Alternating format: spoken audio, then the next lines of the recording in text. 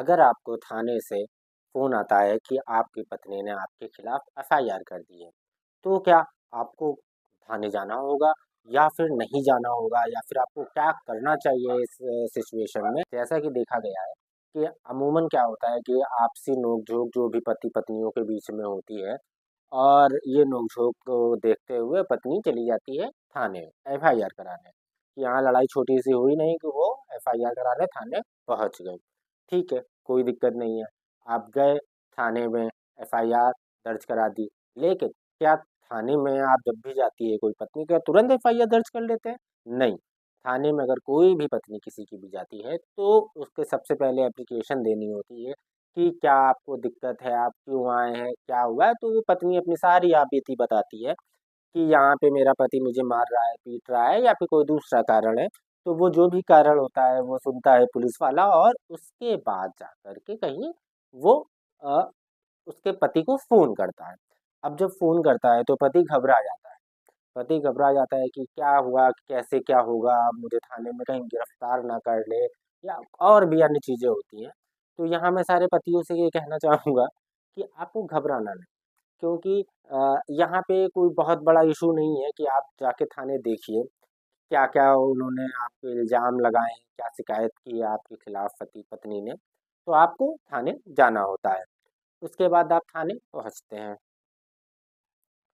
तो आप वहाँ देखते हैं कि पत्नी नाराज़ खड़ी है और आप अपना पक्ष बताते हैं जब पुलिस वालों को, तो पुलिस आपका पक्ष भी सुनती है और आपको गिरफ्तार तो तुरंत नहीं करेगी।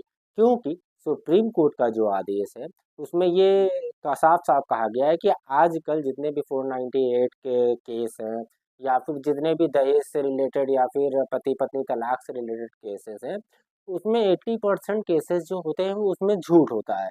कि पत्नियाँ जानबूझ के पतियों को फँसा देती हैं या फिर जो भी अन्य कारण रहे हों। तो इसमें ये देखा गया है कि बहुत ही सख्ती से पुलिस को हिदायत दी गई है कि ना पेश आएँ पति और पत्नी वाले मामलों में। इसलिए आपको को तुरंत कोई गिरफ्तार नहीं कर लेंगे।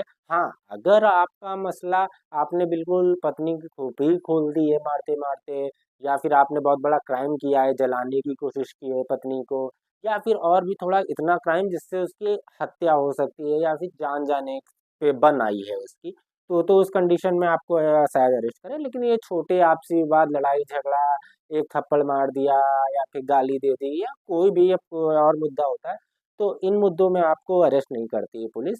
पुलिस दोनों पक्षों को सुनती है। पहले आपको सुनेगी, फिर उसके बाद उसको सुनेगी।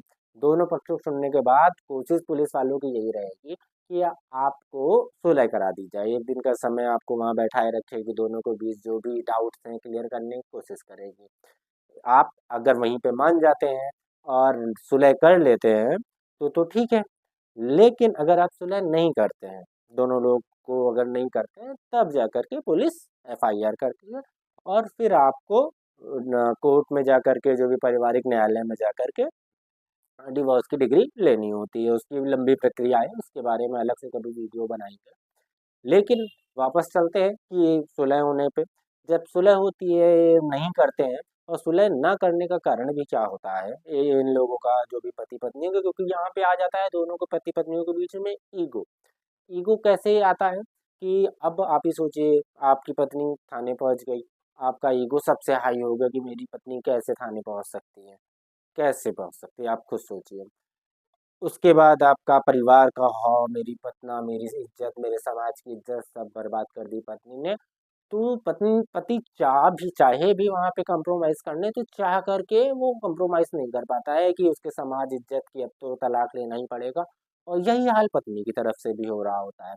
क्योंकि उनके परिवार वाले भी उनकी आग लगा रहे होते हैं कि हाँ ठीक है, तुम्हें डाँटा है, मारा है या तुम्हारे खिलाफ ही इतना-इतना गलत कर रहे हैं, तो अब इसको सज़ा दिलाएँगे, आपको ये ये कराएँगे। तो ये सिर्फ़ वो ईगो का वहाँ मसला आ जाता है, इसलिए अगर थाने पे बुलाती है पुलिस कभी भी आपको, तो इसको पहले तो ईगो पे ना लें क्योंकि बहुत छोटा-सा वहाँ कॉम्प्रोमाइज़ अगर आप कर लेते हैं, तो बहुत अच्छी चीज़ रहती है, क्योंकि तलाक बहुत लंबी प्रक्रिया हो जाती है फिर।